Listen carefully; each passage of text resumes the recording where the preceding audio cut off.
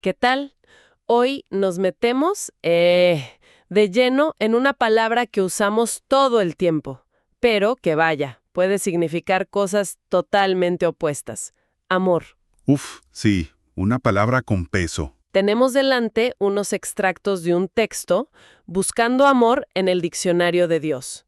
Y lo interesante es cómo contrapone a través de historias, ¿no? Y Ajá, reflexiones, lo que llama una visión mundana del amor con una perspectiva que describe como divina, o bueno, según Dios. exacto. Vamos a ver anécdotas, algunas referencias históricas, como a la antigua Corinto que menciona el texto. Sí, es un material bien variado. La idea es desgranar estas dos maneras de entender el amor y ver qué implicaciones tienen, sobre todo pensando en las relaciones de pareja o el noviazgo, ¿no? Claro, cómo impacta en la práctica. Arrancamos con el nudo del asunto. Dos parejas, la misma palabra amor, pero acciones, bueno, que no podrían ser más diferentes. Exacto. El texto nos pone sobre la mesa un contraste muy gráfico desde el principio. Primero está esta pareja, Jeff y Gloria. Ajá, los adolescentes. ¿Sí? Tienen 16 años, una relación que va y viene, un año más o menos, y Jeff cuenta, casi con orgullo, que alquiló un cuarto de hotel con Gloria. Con 16 años. Sí, y mintiéndole a la mamá de ella. Su justificación, simple y directa. Nos amamos. Wow. El autor del texto, que parece conocía a Jeff y compartía ciertas convicciones, le dice que no está de acuerdo. Pero Jeff lo despacha, ¿viste? Le dice algo como, cuando te enamores de verdad, vas a entender. Típico, ¿no? Como si el otro no supiera. Y lo irónico, o bueno, lo que cuenta el texto, es que años después, Jeff está comprometido con otra chica, Debbie. Gloria parece que fue solo un capítulo pasado. Qué fuerte. Y luego está la otra cara de la moneda, ¿no? Eric y Leslie. Exacto, la otra historia. Recién casados, hasta escribieron un libro sobre su noviazgo que ellos mismos dicen que fue poco común.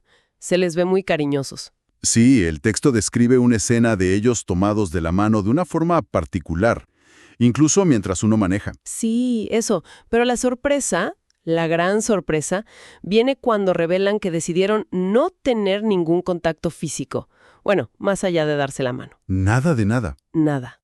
Hasta el día de la boda. Su primer beso fue en el altar. Imagínate, Eric lo describe como increíble y hermoso. Y recalcan que no fue por seguir una regla ciegamente, no, sino una decisión de corazón, para cuidarse el uno al otro. Y ahí está la gran paradoja que el texto quiere que veamos. La mismísima palabra, amor, La misma. sirviendo de paraguas para justificar conductas totalmente opuestas. Sexo antes del matrimonio, por un lado. Y una abstinencia física casi total por el otro. Exacto. Esto nos lleva a preguntarnos, como sugiere la fuente, ¿qué hay detrás de esas definiciones de amor que maneja cada pareja? Claro, ¿qué entienden por amor? El texto sugiere que la de Jeff y Gloria se basa más en la gratificación del momento, ¿no? En la intensidad del sentimiento, quizá en cierta impaciencia. Sí, Mientras que la de Eric y Leslie se apoyaría más en el compromiso, en la protección mutua, la paciencia, la integridad. Otra cosa. es que la diferencia es tremenda. Y el texto también se detiene a pensar un poco en el romance, esa sensación que, bueno, que te pone el mundo de cabeza. Ajá, la euforia del enamoramiento. El propio autor confiesa ser un romántico empedernido. Casi dice enamorado de la idea de estar enamorado. Claro, ¿a quién no le ha pasado un poco eso alguna vez? Reconoce esa euforia, la energía que te sobra, pensar todo el día en la otra persona, que nada más importe. Hasta las canciones de la radio parece que te hablan a ti. Sí, sí, es algo poderoso, sin duda. Pero, según esta fuente, el romance, por más fuerte que sea, es solo una pequeña parte del amor verdadero. Interesante distinción. Plantea que la perspectiva que llama divina busca algo más hondo, invita a como a meterse en aguas profundas y no quedarse solo en la orilla romántica. Y justo aquí es donde el texto saca, bueno, una comparación histórica bastante potente con la antigua Corinto. Ah, sí, eso me llamó la atención. Resulta que el famoso capítulo sobre el amor de la Biblia, 1 Corintios 13, el apóstol Pablo se lo escribe a la gente de Corinto. Ajá. Y Corinto, en esa época, era famosa por digamos, su liberalidad moral, mucha inmoralidad. ¿En qué sentido? Había dichos como jugar al estilo de Corinto, que era sinónimo de libertinaje, y llamar a una mujer corintia era casi como decir prostituta. ¡Qué fuerte! Incluso tenían un templo a Afrodita, la diosa del amor, con 1000 sacerdotisas dedicadas a la prostitución sagrada, o eso se decía. ¡Wow! 1000. Entonces el contraste es brutal, ¿no? Intentar hablar de un amor puro, desinteresado. El texto cita Dios es amor, ¿verdad? Sí, de 1 Juan 4:16. Intentar comunicar eso justo en el epicentro de una cultura que, según describe la fuente, promovía una versión del amor centrada casi exclusivamente en el placer sexual. Era como la versión opuesta. Totalmente. Imagina el desafío. El texto lo plantea así. ¿Quién iba a ganar en Corinto? ¿Afrodita o Cristo? ¿La sensualidad o el espíritu de servicio y sacrificio? Y hace un paralelo con hoy. Y de ahí traza un paralelo directo con nuestra cultura actual. Describe cómo el sexo se vende como cualquier producto. La sensualidad está por todos lados. Publicidad, películas, música, con mensajes tipo «sexo es placer» o, más directo, «el placer es lo único que importa». Se ve bastante, sí. Frente a todo esto, el texto afirma que el mensaje sobre un amor diferente, el que llama amor de Dios, sigue vigente para quien quiera escucharlo. Y vuelve a 1 Corintios 13 para describirlo. Exacto. Cita fragmentos. Que es paciente, bondadoso, no tiene envidia, no es presumido ni orgulloso, no es grosero ni egoísta, se alegra con la verdad, todo lo disculpa, todo lo cree, todo lo espera, todo lo soporta. Y remata diciendo que nunca deja de ser. Es una descripción muy exigente, pero también muy hermosa. Definitivamente. Y el texto usa una analogía bastante llamativa para esto de elegir entre modelos de amor. Lo compara con la moda. Sí, es curiosa esa analogía. Dice que desde los inicios, menciona a Adán y Eva, el mundo ha estado como atrapado en una moda pesadilla del amor, usando una imitación torcida basada en el egoísmo. Ajá. Y presenta a Cristo no solo como el diseñador, sino como el modelo de una nueva moda. Un amor que se sacrifica, que da la vida, que sirve, que lava los pies. Un cambio de paradigma total. Bajo esta óptica, quienes siguen esa fe serían como supermodelos de ese amor. Y cómo lo viven afecta la reputación del diseñador, digamos. Claro, es una responsabilidad. El texto lanza la pregunta directamente. ¿Estoy yo modelando ese amor? Para ayudar a responderla, el texto se dedica a desglosar las características de lo que llama el amor mundano. Es bastante crítico. A ver, ¿cuáles son esas características? Primero, lo tacha de egoísta. O sea, enfocado en qué saco yo, en mi propia satisfacción y comodidad. Dame ejemplos que da el texto. Pone ejemplos concretos. Presionar a la pareja para tener sexo con el típico «si de verdad me amaras», ¿no? O empezar o cortar relaciones pensando solo en cómo te hace ver ante los demás, en tu popularidad. Uf, eso duele un poco escucharlo. La raíz de todo esto, según el análisis del texto, es un «me amo a mí mismo por encima de todo». Es el «yo primero». Entendido ese primer punto. ¿Qué más? Segundo, dice que está basado casi exclusivamente en sentimientos. El cómo me siento se vuelve la prueba de fuego para saber si el amor es real. ¿Pero sentir es importante o no? Sí, claro, pero el problema que señala el texto es que sentir algo, por muy intenso que sea, no beneficia a nadie más que a uno mismo, si no va acompañado de acción. A ver, explícame eso. El ejemplo que da es, ¿de qué sirve sentir mucho amor por los pobres si nunca mueves un dedo para ayudarles? Medir el amor solo por la montaña rusa emocional que te provoca es visto aquí como egoísta, porque ignora la parte activa, el hacer algo por el otro. Ah, claro, la acción concreta. Entiendo. ¿Y el tercer punto sobre ese amor mundano? El tercer punto lo describe como fuera de control o irresponsable. Fíjate en las frases que usamos a veces. Caí rendido ante sus encantos. Estamos locamente enamorados. Sí, son comunes. El texto argumenta que este lenguaje, quizás sin darnos cuenta, nos quita responsabilidad. Si caes en algo o estás loco, pues como que no es tu culpa, ¿verdad? Tiene sentido. Se convierte, según esta fuente, en la coartada perfecta para justificar malas acciones. Mentirle a los padres, presionar para tener sexo, ser infiel. La excusa perfecta. La excusa implícita es, ¿qué le vamos a hacer? Estábamos hechizados por el amor, como si fuera una fuerza externa irresistible. Es una mirada bastante crítica a cómo hablamos y quizás vivimos el amor a veces.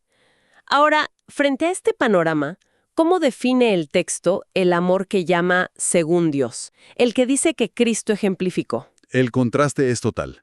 Primero, frente al egoísmo, postula un amor sacrificial y desinteresado. ¿Qué significa eso en concreto? Que la brújula no apunta a la propia satisfacción, sino al bien de los demás, y en su marco teológico, a la gloria de Dios.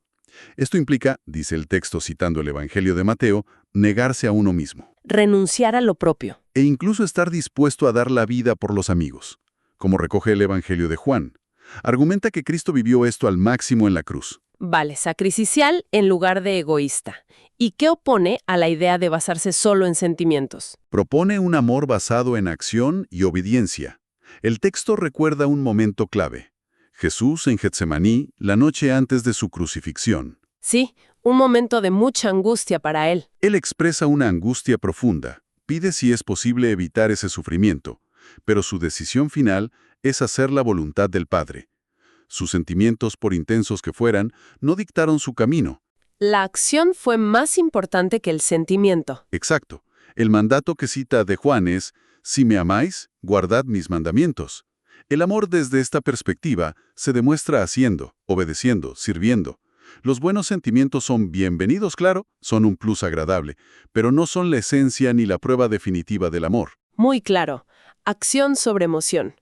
¿Y el tercer contraste? Frente a la idea de perder el control. Ahí presenta un amor controlado y responsable. Argumenta que Cristo eligió amar y morir. No fue una víctima de una pasión irrefrenable. Fue una decisión consciente. Eso es. El texto critica la idea de que uno simplemente se enamora, porque si eso es así, advierte, entonces también podría simplemente desenamorarse cuando cambien las circunstancias o los sentimientos. Claro, sería muy frágil. Nos invita a rechazar esa noción del amor como una fuerza externa que nos arrastra sin que podamos hacer nada. Somos responsables de nuestros actos. No podemos culpar al amor. No podemos echarle la culpa al amor por decisiones irresponsables o egoístas, que el texto califica, usando una frase de Tesalonicenses como pasión de nuestra concupiscencia, refiriéndose aquí a esos deseos desordenados o egoístas. La clave, insiste, está en la elección consciente de obedecer y servir. Entonces, si tomamos estas dos definiciones tan opuestas que nos presenta el texto y las aplicamos a cómo se suele entender hoy en día el salir con alguien, las citas, el noviazgo, ¿qué consecuencias saca la fuente? Suena a que va a ser bastante directo. Y lo es, bastante radical de hecho. El texto argumenta que si la forma habitual de tener citas o noviazgos fomenta esas actitudes que llama mundanas. El egoísmo, el foco en sentimientos pasajeros. Exacto, la irresponsabilidad. Entonces, tal vez esa forma de relacionarse debería ser cuestionada seriamente o incluso dejada de lado. Llega a decir algo como, adiós a las citas amorosas tal como se conocen. ¡Wow! Es fuerte eso. La idea de fondo es que si uno adopta la perspectiva de Dios sobre el amor, eso tiene que cambiar de raíz cómo se aproxima a las relaciones. Tiene que haber una coherencia. Cambiar de raíz. ¿Y cómo se vería eso en la práctica diaria, según el texto? ¿Qué propone como alternativa o ajuste? Principalmente habla de un cambio profundo en las motivaciones. Pasar de buscar el propio beneficio, usando criterios como los que el texto atribuye a Jeff y Gloria. ¿Qué tan atractiva es la persona? ¿Qué estatus me da? ¿Qué satisfacción física obtengo? Lo superficial, digamos. Sí, pasar de eso a poner en primer lugar el bienestar de la otra persona y su crecimiento, especialmente en el ámbito espiritual, que es central para esta fuente. O sea, pensar más en el otro que en uno mismo. Sugiere hacerse preguntas bastante incómodas antes de empezar o mientras está en una relación. ¿Por qué quiero realmente estar con esta persona? ¿Estoy buscando satisfacer mis deseos egoístamente? ¿Qué mensaje le estoy dando con mis acciones y palabras? ¿Esta relación le va a ayudar a crecer en su fe o va a ser un obstáculo? Exigen bastante introspección, ¿no? Totalmente. Requieren honestidad con uno mismo. Otro pilar fundamental que menciona es el énfasis en la sinceridad. Ser auténticos. Exacto. Cita una frase de Romanos, el amor sea sin fingimiento. Esto significa, según el texto, rechazar cualquier tipo de manipulación o de tener agendas ocultas. ¿Cómo usar estrategias para ligar? Justamente. Cuenta una anécdota un poco cruda sobre unos chicos discutiendo técnicas para conquistar chicas, como sacar temas de conversación sobre muebles o planes de futuro solo para crear una falsa sensación de intimidad y conseguir algo físico. Qué triste eso. El llamado es a ser auténticos, a representar de verdad ese amor de Cristo del que habla, recordando otra cita de Juan: «En esto conocerán todos que sois mis discípulos, si tuviereis amor los unos con los otros». Ser genuinos, no actores. Sinceridad radical, entonces. Y creo que también mencionaba algo sobre cómo esto prepara o no para el futuro, ¿verdad? Para el compromiso. Sí, ese es un punto clave. Ver las relaciones como un entrenamiento para el compromiso a largo plazo. El texto es muy crítico con el modelo moderno de citas, que a menudo implica encadenar relaciones cortas. ¿Cómo lo llama? Lo llama de forma bastante dura un campo de entrenamiento para el divorcio. ¡Qué fuerte! ¿Por qué? El argumento es que no puedes practicar para un compromiso de por vida, hasta que la muerte nos separe, teniendo una serie de relaciones que sabes que son temporales por definición. No estás ejercitando el músculo del compromiso duradero. Es como practicar para una maratón corriendo solo sprints cortos. Exacto. Buena analogía.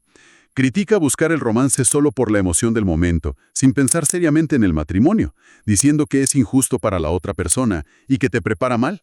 Te acostumbras a lo temporal. Te acostumbras a salir corriendo cuando las cosas se ponen difíciles o el sentimiento baja. El amor verdadero, desde la óptica de esta fuente, sabe esperar. No solo para la intimidad física, sino para el momento adecuado de un compromiso al estilo de Dios. Firme, total, sin reservas. Bueno, hemos desgranado bastante este material. Queda muy claro el contraste central que plantea. Por un lado, una visión del amor que describe como mundana, muy centrada en el yo, en los sentimientos, a menudo irresponsable y quizás superficial. Ajá. Y por el otro, la visión que presenta como divina, modelada en Cristo, sacrificial, basada en acciones concretas y servicio, responsable, sincera y profundamente comprometida. Exacto. Son dos caminos muy diferentes que parten de la misma palabra. Y al final el texto deja una especie de desafío flotando en el aire para quien lo lee, ¿no? Invita a mirarse al espejo y examinar no solo qué piensa sobre el amor, sino cómo lo vive en sus relaciones día a día. Claro. ¿Qué modelo está siguiendo uno? Quizás sin darse cuenta. ¿El que busca principalmente su propia gratificación o el que busca activamente servir y comprometerse con el bienestar del otro? Es una pregunta fuerte. Sin duda. Y para terminar, quedémonos con una idea para darle vueltas, que surge de lo que hablamos sobre sinceridad y compromiso. Si el modelo más común de citas, según esta fuente, a veces nos entrena más para relaciones temporales y centradas en nosotros mismos, Que es la crítica principal que hace el texto, sí. ¿qué otras formas podríamos imaginar o cultivar para construir relaciones que, desde el principio, practiquen ese amor más comprometido y desinteresado que describe el texto, incluso mucho antes de pensar en casarse? Buena pregunta para llevarse. ¿Cómo se vive ese compromiso en las etapas previas? Ahí queda la pregunta para la reflexión personal.